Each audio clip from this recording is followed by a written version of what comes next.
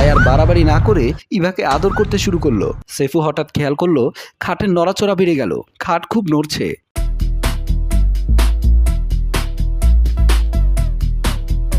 শেফুচোরা সন্ধ্যার পর থেকে খাটের নিচে বসে আছে। সে সন্ধ্যার সময় দরজা ফাঁক করে হামাগুড়ি দিয়ে এই ঘরে ঢুকেছিল। তার উদ্দেশ্য হচ্ছে রাতে খাওয়া দাওয়া করে সবাই যখন ঘুমিয়ে পড়বে তখন শেফু খাটের নিচ থেকে বের হয়ে এই ঘরের টাকা পয়সা যা পায় নিয়ে দরজা খুলে বের হয়ে চলে যাবে। শেফু খাটের নিচে শুয়ে আছে, মশাও কামড়াচ্ছে, কিচ্ছু করার নেই, কারণ একটু আগে খেয়াল করেছে এই বাসার সবাই ডাইনিং টেবিলে খাওয়া দাওয়া করছে। খাওয়া দাওয়ার পর যে যার রুমে শুয়ে পড়বে তখনই শেফু কাজ শুরু করবে। খাটের উপরে শুয়ে আছে এই বাড়ির ছেলে বাহার। বাহার আজ ঘুমাচ্ছে না, কারণ অনেকদিন ধরে বউয়ের সাথে কোনো ধরনের মেলামেশা করতে পারছে না। আজ বৃহস্পতিবার, কাল অফিস বন্ধ, তাই একটু দেরি করে ঘুম থেকে উঠলেও কোনো সমস্যা নেই। বিশেষ করে সরকারি চাকরিজীবী লোকেরা বৃহস্পতিবার রাত আর শুক্রবার রাত মিস করতে চায় না, তাই বাহারও আজ মিস করবে না। একটু পরে বাহারের স্ত্রী জেসি হাত মুছতে মুছতে খাটের উপর এসে বসলেন। বাহার বলল, এত দেরি করলে কেন? জেসি বলল, সবাইকে খাইয়ে থালা বাসনগুলো পরিষ্কার করে আসতে আসতে আমার একটু লেট হয়। বাহার বলল, সব কাজ তোমার করতে হবে কেন? কাজের বুয়া রহিমা তাহলে কি কাজ করে? জেসি বলল, কাজের বুয়া রহিমা কি একা সব কাজ করতে পারে? তাছাড়া তোমার বোনের জামাই বেড়াতে এসেছে, ওদের দিকেও তো আমার খেয়াল রাখতে হয়। বাহার বলল, হয়েছে, এখন আমার দিকে খেয়াল রাখো। তোমার দিকে খেয়াল রাখবো মানে? বাহার বলল, আজ বৃহস্পতিবার, কাল অফিস বন্ধ, তাই আজ একটু তোমার সাথে। জেসি বলল, হয়েছে, বুঝেছি, প্রতি বৃহস্পতিবার রাত আর শুক্রবার রাতে তোমার মাথায় ভীমরথি ওঠে। বাহার বলল, উঠবে না? এখনো কি আমি বুড়ো হয়েছি নাকি? বলেই জেসিকে ধরে খাটে শুইয়ে দিল। সেফুচোরা খাটের নিচের থেকে এতক্ষণ ধরে ওদের সব কথা শুনছিল। সেফু হঠাৎ খেয়াল করলো খাটের নড়াচড়া বেড়ে গেল, খাট খুব নড়ছে। খাটের নিচ থেকে সেফু মাথা তুলে দেখলো এই বাড়ির ছেলে আর ছেলের বউ আদিম সুখের মজা নিচ্ছে। সেফু মনে মনে ভাবলো, আমি এসেছি চুরি করতে, কে কি করছে এটা আমার দেখার দরকার কি? আর ওরা স্বামী স্ত্রী, এসব করতেই পারে। তাই সেফু আবার খাটের নিচে ঢুকে গেল। জেসি বলল, আমি কি কোথাও চলে যাচ্ছি নাকি? সব কি আজকেই লুটে ফুটে নিতে হবে? বাহার বলল, তুমি আমার বউ, তোমাকে দেখলে আমার মাথা ঠিক থাকে না, এত সুন্দর কেন তুমি? তারা কথাগুলো বলছিল এবং মজা নিচ্ছিল। শেফু নিচে শুয়ে দেখলো খাটের নড়াচড়া বেশি হচ্ছে, এই বুঝি খাটটা ভেঙে পড়বে। শেফু মনে মনে ভাবলো, কখন জানি খাটটা ভেঙে আমার মাথার উপরে পড়ে, তার চেয়ে বরং এই রুম থেকে অন্য রুমে গিয়ে ঢুকি। এদের অবস্থা সুবিধার না, খাট ভেঙে মাথার উপর পড়লে চুরি করতে এসে মারা যাব, এই মৃত্যুর দায়ভার কেউ নেবে না, সুতরাং আমি অন্য রুমে যাই। ভাবতে ভাবতে সেফু খাটের নিচ থেকে হামাগুড়ি দিয়ে দরজা খুলে অন্য রুমের দিকে গেল। এই রুমে এসে দেখলো খাটের উপর শুয়ে আছে এই বাড়ির মেয়ে ইভা ও তার স্বামী নীল। খাটের সাথে হেলান দিয়ে কার সাথে যেন মোবাইলে কথা বলছে। শেফু হামাগুড়ি দিয়ে ওদের খাটের নিচে ঢুকে গেল। নীল তার বন্ধুকে মোবাইলে বলছে, শ্বশুর বাড়িতে এসেছে আজকে 6 দিন, আর কয়েকদিন থেকে তারপর চলে আসবো। অপর প্রান্ত থেকে ওর বন্ধু বলল, এতদিন শ্বশুর বাড়িতে, তোরটা কপাল, আমার তো শ্বশুর বাড়িও নেই। নীল বলল, তোকে তো আসতে বলেছিলাম আমার শ্বশুর বাড়িতে, আমার বন্ধু বান্ধব আত্মীয় স্বজনকে খুব কদর করে। এদিকে ইভা এতক্ষণ ধরে নীলের কথা বলাতে কিছুটা বিরক্ত হয়ে গেল। তারপর বলল, তুমি কি প্রেমিকার সাথে কথা বলছো? নীল বলল, না তো, আমার বন্ধু বকুলের সাথে কথা বলছি। ইভা বলল, এতক্ষণ ধরে এত কথা কিসের? নীল তার বন্ধুকে আবার বলল, দোস্ত, আজকের মতো রাখি রে, কালকে কথা বলবো। বলেই মোবাইলের লাইনটা কেটে দিয়ে মোবাইলটা পাশে রেখে দিল। ইভা বলল, বিয়েটা আমাকে না করে তোমার বন্ধু বকুলকে বিয়ে করতে। নীল বলল, বাদ দাও বকুলের কথা, এখন বলো তুমি এভাবে আমাকে খোঁচা দিলে কেন? ইভা বলল, বাপের বাড়িতে আসার আগে থেকে অনেক দিন ধরে আমার সাথে মেলামেশা করছো না। বাপের বাড়িতে এসেছি আজকে 6 দিন, তুমি পাশে শুয়ে থাকো, সারা রাত আমি যৌবন জ্বালায় ছটফট করি। নীল বলল, তুমি এত কিভাবে পারো? ইভা বলল, পারবো না? আমি কি তোমার মতো হিজড়া নাকি? নীল বলল, আমার শ্বশুর বাড়িতে কিছু করতে লজ্জা লাগে। ইভা বলল, এই রুমে তুমি আর আমি ছাড়া কেউ নেই, লজ্জার কি আছে? আসো না প্লিজ। নীল বুঝতে পারলো ইভা তাকে আজকে ছাড়বে না, তাই আর বাড়াবাড়ি না করে ইভাকে আদর করতে শুরু করলো। ইভা বলল, আজকে আমাকে মন ভরে আদর করো, আমাকে পাগল করে তোলো, আজকে আমি তোমার ভেতর হারিয়ে যেতে চাই। নীল বলল, এভাবে আওয়াজ করো না, পেছনের রুমে ভাবি আর ভাইয়া, সামনের রুমে তোমার মা আর বাবা, মানে আমার শ্বশুর শাশুড়ি, এভাবে শব্দ করলে ওনারা বুঝতে পারবে আমরা কি করছি। ইভা বলল, সমস্যা কি? আমি আমার স্বামীর সাথে যা খুশি তাই করব।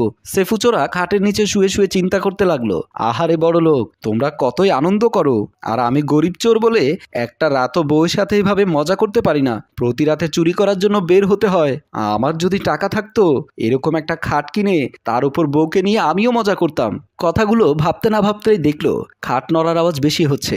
শেফু মনে মনে চিন্তা করলো, ভাই আর ভাবির চাইতেও বোন আর বোনের জামায় শক্তি বেশি। ইভা বলল, তোমাকে দিয়ে হবে না, না পারো ঠিক মতো আমাকে সুখ দিতে, না পারো ঠিক মতো নিজে সুখ নিতে। নীল বলল, আরে বাবা তুমি চুপচাপ থাকো তো, এমনিতে শ্বশুর বাড়িতে এসে এসব আমার একদম ভালো লাগে না। ইভা বলল, এই তুমি কি আমার দেবর না আমার স্বামী? তুমি আমার সাথে আনন্দ করবে, এটাতে কে কি বলবে?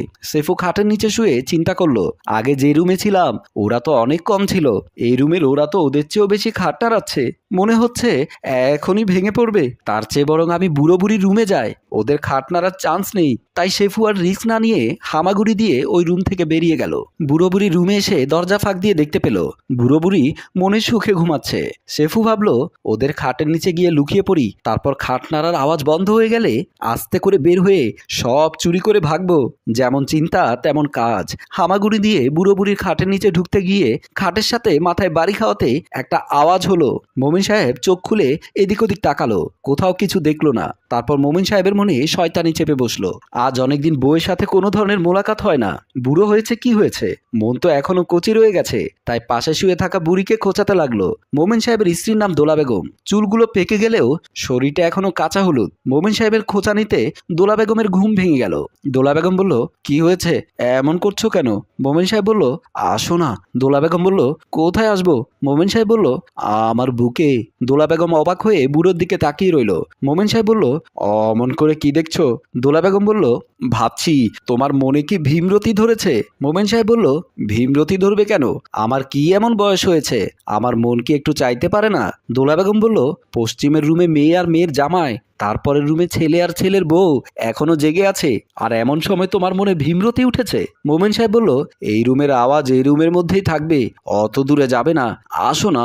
বলেই দোলা বেগমকে জড়িয়ে ধরলো। খাটের নিচে শেফু চোরা সব কথা শুনে জিহ্বায় কামড় খেলো। হাই হাই, এই বুড়া বুড়ি বলে কি, এই বয়সে এরা এসব করবে? কথাগুলো চিন্তা করতে করতে খাট নড়া শুরু হয়ে গেল। শেফু দেখলো ছেলে আর ছেলের বউ কিংবা মেয়ে আর মেয়ের জামাই, এদের চাইতো বুড়ো বুড়ির খাটের আওয়াজ বেশি হচ্ছে। দোলা বেগম বলল, কি হে বুইড়া, এত শক্তি আসলো কোত্থেকে? মোমিন সাহেব বলল, আমার বন্ধু শফিউল্লাহ আমাকে এক ফাইল দিয়েছে, আজ ভাত খাবার পর ওটা খেয়েছি, তাই এমন শক্তিশালী হয়েছি। দোলা বেগম বলল, এজন্যই তো বলি ভাঙা তলোয়ারে এত ধার আসলো কোত্থেকে? খাটের নিচে শুয়ে থাকা শেফু দেখলো ভূমিকম্পের মাত্রা যুবক যুবতীদের চাইতে অনেক বেশি, যে কোনো মুহূর্তে ধস নামতে পারে। এই বুড়ো বুড়ির তীব্রতা এত বেশি, শেফুর মনে হচ্ছে বিল্ডিংটা বুঝি এখনই ভেঙে পড়বে। তাই শেফু মনে মনে ভাবলো, আজ আর এই ঘরে চুরি করা যাবে না, এরা সবাই যা শুরু করেছে মনে হচ্ছে আজকে রাতে এরা ঘুমাবে না। শেফু চিন্তা করলো বাড়ি চলে যায়। ওদের অবস্থা দেখে শেফুর মনেও স্ত্রীর প্রতি ভালোবাসা বেড়ে গেল। তাই আর কাল বিলম্ব না করে হামাগুড়ি দিয়ে রুম থেকে বের হয়ে গেল। চলে যাবার জন্য দরজার দিকে যেতেই রান্নাঘর থেকে মোবাইলের আলো শেফুর চোখে পড়ল। শেফু হামাগুড়ি দিতে দিতে রান্নাঘরের দিকে গেল। রান্নাঘরে কাজের মেয়ে রহিমা শুয়ে শুয়ে তার বয়ফ্রেন্ডের সাথে মোবাইলে ভিডিও কলে কথা বলছিল। শেফু রহিমার মাথার বালিশের পেছনে বসে দেখতে লাগলো। রহিমা বলল, আজ আমি গরিব বলে আমার পাশে কেউ নেই। মোবাইলের ভেতর থেকে তার বয়ফ্রেন্ড তাকে বলল, কেন, কি হয়েছে? রহিমা বলল, পুরো ঘরের খাটের আওয়াজে থাকতে পারছি না। তার বয়ফ্রেন্ড বলল, খাটের আওয়াজ কেন হচ্ছে? রহিমা বলল, ওরে আহাম্মক, রাতে খাটের আওয়াজ কেন হয় বোঝো না? তার বয়ফ্রেন্ড বলল, আমি চৌধুরী বাড়ির কাজের লোক আর তুমি খান বাড়ির কাজের মহিলা, দুজন দুই বাড়িতে শুয়ে আছি, এখন চাইলেও তো তোমার কাছে আসতে পারছি না। রহিমা বলল, কাছে আসতে পারছো না তাতে কি, মোবাইলের ভিডিও কলে তো একজন আরেকজনকে সুখ দুঃখ ভাগ করতে পারবো। আজ আমি গরিব বলে মোবাইল ছাড়া কোনো উপায় নেই। এমন সময় শেফু হাত বাড়িয়ে মোবাইলটা নিয়ে বলল, কে বলেছে কোনো উপায় নেই, গরিবের জন্য গরিব আছে, বলেই রহিমাকে জড়িয়ে ধরলো। রহিমা বলল, কে তুমি? শেফু বলল, তুমি এক গরিব, আমি আরেক গরিব, আসো গরিবের জ্বালা গরিব দিয়েই মিটাই। বলেই ওরা আনন্দ করতে লাগলো। বন্ধুরা, যান্ত্রিক জীবনে আমরা এত বেশি যান্ত্রিক হয়ে গেছি, একটু হাসার খোরাক পাই না। আমাদের এই গল্পটি আপনাদের একটু হাসানোর চেষ্টা মাত্র। যদি ভালো লেগে থাকে তাহলে লাইক, কমেন্ট এবং শেয়ার করে সবাইকে দেখার সুযোগ করে দিন। ধন্যবাদ।